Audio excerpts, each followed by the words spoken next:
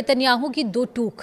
Benjamin Netanyahu ने Lebanon, Gaza और Syria से इजरायली सेना नहीं हटेगी, ये बात साफ साफ कह दी है। नमस्कार, आप देख रहे हैं न्यूज़ 18 का डिजिटल प्लेटफॉर्म। मैं हूं आपके साथ Shruti Srivastava. Israeli PM Benjamin Netanyahu ने साफ कर दिया है कि उनकी सेना लेबनान, गाजा और सीरिया से नहीं हटेगी। क्या है इसकी वजह, आइए इस पर हम आपको विस्तार से बताते हैं। दरअसल इजराइल की सेना की लेबनान और गाजा में सैन्य कार्रवाई जारी है। इजरायली सेना लगातार साउथ लेबनान और गाजा में सीजफायर का उल्लंघन कर रही है।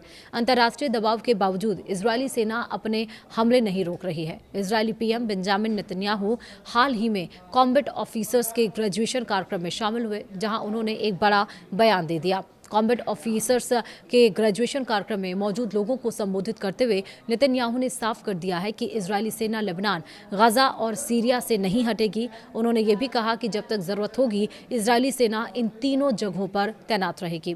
वहीं इजरायली पीएम नेतन्याहू ने साफ कर दिया है कि इन तीनों जगह सिक्योरिटी जोन्स, बफर जोन्स है और इस वजह से उनकी सेना नहीं हटेगी, जो इजरायल की सुरक्षा के लिए बेहद जरूरी है। इजरायली रक्षा मंत्री इजराइल काट्ज ने भी इसे जरूरी बताया है। दोनों ने साफ कर दिया है कि इजरायली सेना इन सिक्योरिटी जोन्स में बिना किसी लिमिट के रहेगी और हर संभावित खतरे से इजरायल की रक्षा करेगी।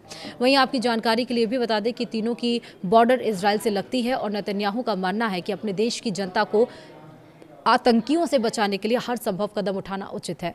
लेबनान में अभी भी आतंकी संगठन हिजबुल्लाह एक्टिव है। गाजा में हमास अभी भी पूरी तरह से खत्म नहीं हुआ है। सीरिया में भी ईरान समर्थित कई इस्लामिक कट्टरवादी संगठन एक्टिव है। ये सभी इजरायल को अपना दुश्मन मानते हैं। इजरायल से बॉर्डर लगने की वजह से इन जगहों से कभी भी इजरायल के सीमावर्ती इलाकों पर हमला किया जा सकता है।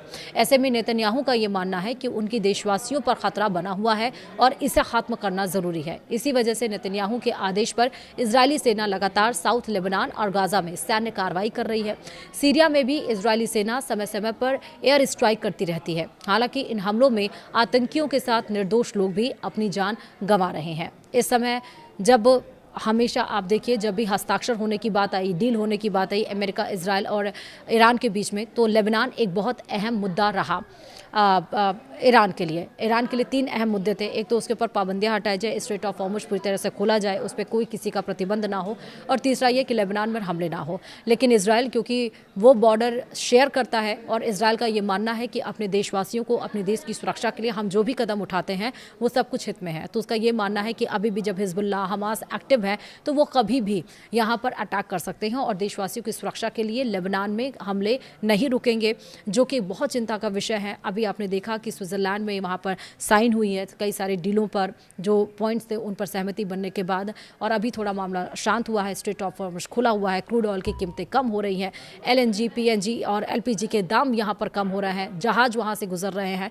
तो आर्थिक संकट जो एक तरह से पैदा हो गया था इस युद्ध की वजह से, एक बार फिर से बेंजामिन नेतन्याहू ने लेबनान पर हमले नहीं रुकेंगे कहकर एक बार फिर से संकट खड़ा करने की कोशिश कर रही है। फिलहाल वीडियो में इतना ही। नमस्कार।